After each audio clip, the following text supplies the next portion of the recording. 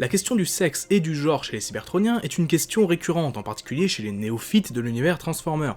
Pourquoi est-ce qu'il y aurait des robots masculins et d'autres féminins? Après tout, ce sont des robots. Certes, mais les Cybertroniens sont surtout une espèce différente de la nôtre, qui a ses propres façons de faire et ses propres conceptions. Si dans les premiers jours de la licence, les Transformers étaient décrits comme asexués, progressivement on a commencé à voir apparaître dès 1985 des robots clairement identifiés quand même comme féminins, et de nos jours c'est devenu normal de voir des Cybertroniens féminins, souvent désignés comme des fembots au sein des fans. La question du genre et tout ce qui tourne autour a parfois été abordée dans les comics, mais ce sera peut-être le sujet d'une autre vidéo, je ne veux pas vraiment m'aventurer sur ces sujets parfois délicats tout de suite. Bref, en 1986, l'arrivée du film d'animation G1 a apporté son lot de nouveaux personnages, parmi lesquels se trouvait Arcee, l'une des fembots les plus célèbres de l'univers Transformers, courageuse guerrière et parfois très touchante, voyons ensemble comment ce personnage est devenu avec le temps l'un des plus importants de toute la franchise. Contrairement à ce que beaucoup pourraient penser, Arcee n'a pas été la première fembot à être introduite dans Transformers. Dès 1985 et la deuxième saison de la série G1, on a été introduit à des Autobots féminins tels que Chromia, Elita 1 ou encore Moonracer. Cela rajoutait du background à certains personnages comme Optimus qui dans sa jeunesse, quand il s'appelait encore Orion Pax, avait une petite amie, Ariel, qui devint donc par la suite Elita 1. Si certains trouvent ce genre de concept absurde, je trouve au contraire que ça permet de donner de nouvelles dimensions à l'univers dans son ensemble. Après tout, comme j'ai dit plus tôt, les Cybertroniens sont une espèce, chacun d'entre eux a une âme, une personnalité, et il est donc logique qu'ils puissent développer des sentiments entre eux. Mais je m'éloigne encore du sujet. La première fois que l'on voit Arcee est dans le film de 1986, donc lors de l'attaque des Decepticons sur Autobot City, où elle s'occupe avec Springer de transformer la ville pour la faire passer en mode attaque. On comprend très vite qu'elle n'est en rien fragile, se battant au même titre que les autres Autobots, elle protège même les siens plusieurs fois, notamment Hot Rod par exemple.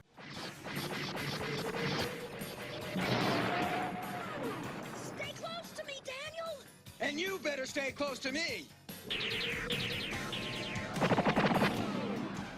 No, you'd better stay close to me. A l'instar de Bumblebee, elle est assez proche des humains, notamment Daniel Witwicky, fils de Spike, avec qui elle va progressivement lier une relation quasi maternelle.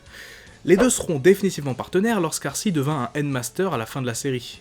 Globalement, ce que l'on peut retenir d'Arcee dans le film et la série G1 est qu'elle est effectivement très forte, très proche de ses alliés, et en soi, c'était l'un des Autobots principaux, dans la troisième saison notamment. Mais malheureusement, pour diverses raisons, les autres médias ne l'ont pas présenté sous un si bon jour, le comics Marvel en premier lieu. Il faut savoir que dans ce dernier, les Transformers étaient décrits comme asexués, mais malgré tout étaient toujours désignés par le pronom « il », ce qui était jugé comme sexiste par certains. Et vint alors l'une des pires histoires jamais écrites dans l'histoire de Transformers, les origines d'Arcee dans le comics G1. Oui, pire que ça ou ça. Dans ce comics, Arcee a été créée et construite de toutes pièces par les Autobots, en réponse à la demande de militantes féministes qui pensaient que les Autobots devaient avoir une fille dans leur rang, car c'était sexiste. Aïe. Honnêtement, merci, mais non merci pour l'explication. Autant on peut ne pas comprendre que les Transformers est un genre, autant parfois il vaut mieux ne pas trop se poser de questions et ne pas vouloir tout expliquer, ou alors si tu l'expliques, tu le fais bien, comme dans les comics récents ou des versions récentes globalement de la mythologie Transformers, ou simplement même tu ne l'expliques pas, comme dans Animated. Who are you? What are you? Duh, she's a girl. Ou dans Bumblebee. I like the way they pop. Focus, comrade. B-127's distress signal came from the western coast of this continent. On part simplement du postulat qu'il y a des robots masculins et féminins dans Transformers. Point. Et enfin, et peut-être parce que... eh bien, elle n'est finalement pas vraiment mieux traitée dans les médias japonais de la G1. Dans les suites japonaises de la G1 justement, vous pouvez oublier la Arcee guerrière, place à Arcee, secrétaire de Fortress Maximus. Yeah! On aime ce genre de personnage féminin, hein, honnêtement. Les féministes enragées, les secrétaires, on va faire quel cliché ensuite? C'est fini, je me casse.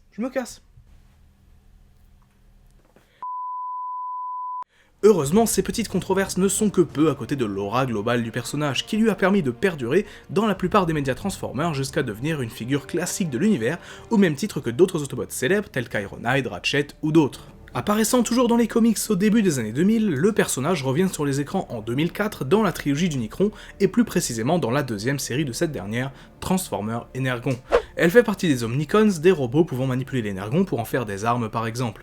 Rien de bien spécial à retenir de cette version du personnage, hein, son look est dans la continuité de sa version G1, même si elle se transforme ici en moto et non en voiture futuriste comme c'était le cas dans les années 80. Le personnage est de nouveau introduit dans Transformers Animated où elle est très importante à l'intrigue, même si elle n'est pas l'un des personnages principaux. Dans cette version, avant le début de la guerre, elle était institutrice sur Cybertron, et quand le conflit éclata, elle se retrouva à intégrer les Autobots. Plus précisément, elle intégra la division des renseignements en vue de ses compétences, et dans cette histoire, elle est davantage intelligente que guerrière. Lorsque le projet Omega fut lancé, elle fut chargée du transport des codes d'activation d'Omega Suprême qu'elle devait à la base pouvoir diriger. Alors qu'elle avait été blessée, elle fut secourue par Ratchet, mais les deux furent capturés par Lockdown, comme je vous avais déjà expliqué dans le focus précédent consacré à ce dernier. Dans un acte désespéré, Ratchet fut contraint d'utiliser son EMP à forte puissance sur Lockdown, ce qui, à cause du choc, effaça la mémoire d'Arcee. Une fois les deux Autobots libérés, Ratchet réalisait ce qui venait de se passer. You all right, RC? Who's RC? Where are we? What's going on? Do I know you? Mais Ultra Magnus tenait à son projet Omega et ordonna à Ratchet de retrouver les codes d'activation, ce qu'il arriva à faire quelque peu involontairement quand Arcee lui transmit. Pendant une très longue période, elle fut donc maintenue dans une sorte de coma, si on peut dire, et elle ne se réveillait pas. Elle finit par intéresser les Decepticons qui cherchaient eux aussi à retrouver les codes du projet Omega. Shockwave, après avoir mortellement blessé Ultra Magnus, se mit à la recherche d'Arcee et arriva à l'emporter dans l'Arche qui était à ce moment de la série sous le contrôle de Megatron.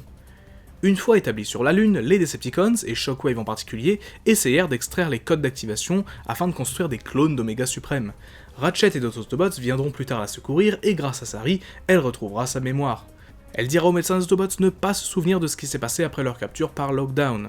Elle rejoint donc l'équipe d'Optimus et retourne sur Cybertron dans le dernier épisode, après la dernière défaite de Megatron. Même si la série s'arrête là, on sait grâce à des matériaux extérieurs, tels que des comics par exemple, qu'elle reprend par la suite ses fonctions d'institutrice, bien que Ratchet lui ait également construit des épées à énergie pour qu'elle soit capable de se défendre. Au final donc dans cette série, Arcee est avant tout un personnage, si on peut dire fonction, car elle est en quelque sorte la clé pour gagner la guerre. Malgré tout, sa relation avec Ratchet est réellement bien traitée, car on la découvre via des flashbacks dès le début de la série, et elle trouve une conclusion lorsque les deux se retrouvent dans les derniers épisodes. Encore une fois, son look est globalement basé sur la G1, se transformant de nouveau en voiture cybertronienne. Cette version d'Arcee est donc vraiment réussie, bien qu'elle ne soit pas parmi les personnages majeurs de cette continuité. Et évidemment, à votre avis, quel média a littéralement démoli le personnage ? Eh oui, les films, évidemment. Arcee y apparaît dès le second, à savoir Revenge of the Fallen.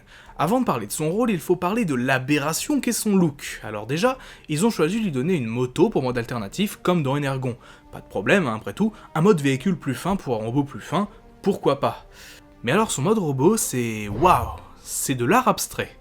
Pas de jambes, des roues à la place, un gros bras canon, un autre bras complètement atrophié, un bassin tordu. Encore heureux que son visage est à peu près réussi, car le reste, c'est... spécial, dans le meilleur des cas. Bon, ils ont raté son apparence, mais peut-être qu'ils ont réussi à au moins lui donner un bon rôle. 3 répliques dans le film, 1 minute 02 de temps d'écran, et une mort ridicule dès la fin de ce dernier, dans l'anonymat le plus total. Je ne comprends vraiment pas ce qu'ils ont voulu faire avec ce perso dans les films, tout est raté. N'ayez pas l'audace de me dire que cette version du personnage est votre préférée, c'est scientifiquement impossible. Le pire c'est qu'au moment du premier film, un premier look pour elle avait été imaginé, pas génial mais au moins correct, et c'est dans les comics qu'elle fut réellement exploitée, comme de trop nombreux personnages des films qui ont été ratés sur grand écran, et bizarrement réussis dans les comics. Mais heureusement est arrivée une série qui a non seulement réussi à faire oublier la blague qu'était son rôle dans les films, mais aussi à donner une nouvelle dimension au personnage. Transformers Prime, bien sûr.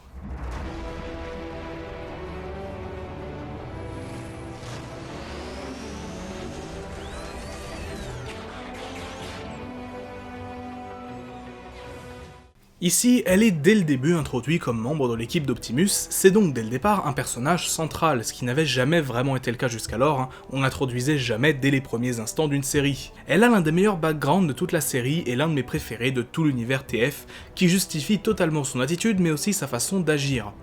Arcee était à l'origine une espionne Autobot, un élément que l'on apprend notamment dans les comics dérivés de la série. Elle faisait équipe avec un partenaire nommé Tailgate avec qui elle semblait être assez proche. Cependant le duo fut capturé par Arachnid lors d'une mission qui les interrogea par la suite. Arcee ne craquant pas, Arcee fit amener Tailgate qu'elle finit par tuer sous ses yeux, se rendant compte qu'Arcee ne détenait pas les informations qu'elle souhaitait. Bumblebee et Cliffjumper arrivèrent à temps pour la sauver elle, mais le mal était fait pour Tailgate, moment charnière dans l'histoire du personnage. I don't know the attack coordinates. I swear upon the Allspark, it's the truth. We shall see. No. Please.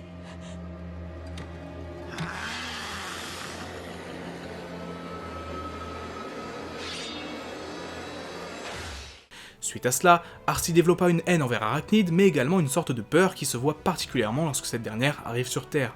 S'en voulant concernant la mort de son équipier, Arcee était fermé mais finit par se rapprocher de Cliffjumper lors d'une mission que les deux Autobots menèrent ensemble. Et c'est d'ailleurs ces deux personnages qui ouvrent la série, et si vous l'avez vu, vous savez ce qui se passe par la suite pour Cliffjumper. En effet, ce personnage est officiellement l'Autobot qui prend le plus cher depuis quelques années, entre sa mort prématurée dans cette série et dans Bumblebee, le pauvre n'a pas le temps de souffler. Mais plus sérieusement, Arcee fut de nouveau marquée par cette mort. Elle avait eu 2 équipiers, 2 partenaires, 2 amis, et tous 2 étaient morts tués par les Decepticons. C'est cette peine qui nourrit sa férocité en combat. En effet, bien qu'Arcee soit physiquement la plus petite Autobot de l'équipe d'Optimus, elle est, en termes de pure technique de combat, l'une des Autobots les plus compétentes derrière Prime. D'ailleurs, c'est souvent à elle qu'il fera confiance pour certaines missions importantes, qui mettront en avant les liens entre les deux personnages. Malgré tout, si elle est très forte, elle peut aussi se laisser envahir par ses émotions, ce qui est au final sa principale force, mais aussi sa principale faiblesse. Les Decepticons n'hésiteront d'ailleurs pas à jouer sur cette corde sensible pour la déstabiliser. Par ailleurs, la perte de ses équipiers l'ont conduit à être au début réticente à prendre Jack sous sa protection. Au fil de la série, elle est réellement bien développée, on voit que sous ses airs très fermés, elle a énormément souffert et cache souvent ce qu'elle ressent.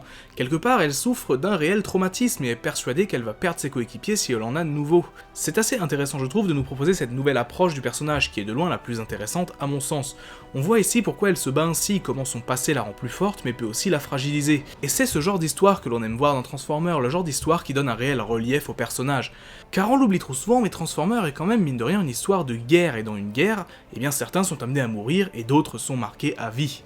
Arcee a perdu ses coéquipiers, Bumblebee a perdu sa voix, Optimus a vu des centaines de soldats tomber sous ses ordres, entre autres. No. Optimus, what's going on? I couldn't save them. Remember the Ark. If we don't protect it, there's no future for any of us. Of course, Perceptor. You're right. I'm heading to the neutron gun now.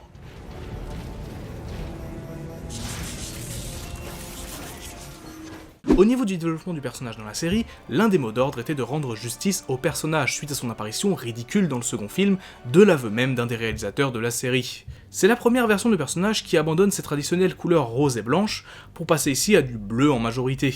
2 raisons à cela, déjà, pour proposer un nouveau look pour le personnage, mais aussi... Eh bien imaginez si Jack avait eu une moto rose. Ouais, ça aurait pas été très sexy.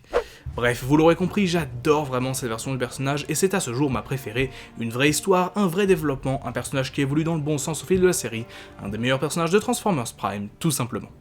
Petite précision tout de même, il faut savoir que même si j'adore cette version d'Arcee et que c'est le cas de beaucoup d'autres fans de Transformers, eh bien il faut savoir qu'une bonne partie quand même également de la communauté considère cette version comme un petit peu trop dans l'excès, un petit peu trop impulsive, un petit peu trop dans la surréaction. Comme je l'ai expliqué, même si c'est en accord selon moi avec son passé, beaucoup de gens trouvent que c'est simplement quelque chose qui nuit un petit peu au personnage. De ce côté-là, il y a vraiment 2 camps qui s'opposent, et 2 camps qui s'opposaient encore plus au moment de la diffusion de la série. Aujourd'hui c'est devenu plus ou moins accepté j'ai l'impression, mais voilà, il y a quand même beaucoup de gens qui trouvent encore que sa version du personnage est un petit peu trop forcée, notamment au niveau de son passé, mais en tout cas voilà, moi je trouve que c'est ce qui permet de lui donner du relief. D'autres pensent que c'est un petit peu poussé trop loin. Je vous inviterai tout simplement à aller faire un tour sur les différents forums, que ce soit anglophones voire francophones, qui parlent du sujet, et voir les avis qui se confrontent, car vraiment, il y a des bons arguments des 2 côtés, mais en tout cas vous savez tout le bien que je pense de ce personnage, comme je vous l'ai expliqué précédemment. Pour trouver une nouvelle apparition du personnage, il aura ensuite fallu attendre Transformers Cyberverse. On aperçoit le personnage à quelques reprises dans la saison 1, dans une apparence qui redevient ici proche de la G1.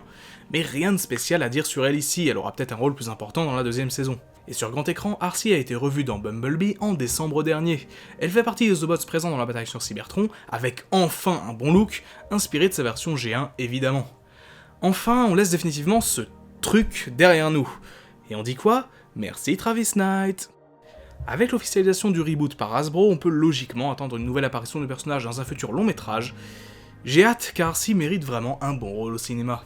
Vous l'avez compris, Arcee est un personnage majeur de l'univers Transformers. Présente depuis la G1, elle a eu un très grand nombre de rôles dans les séries animées, ainsi que dans les comics où ses apparitions sont multiples, depuis les comics Marvel des années 80 jusqu'à aujourd'hui avec IDW.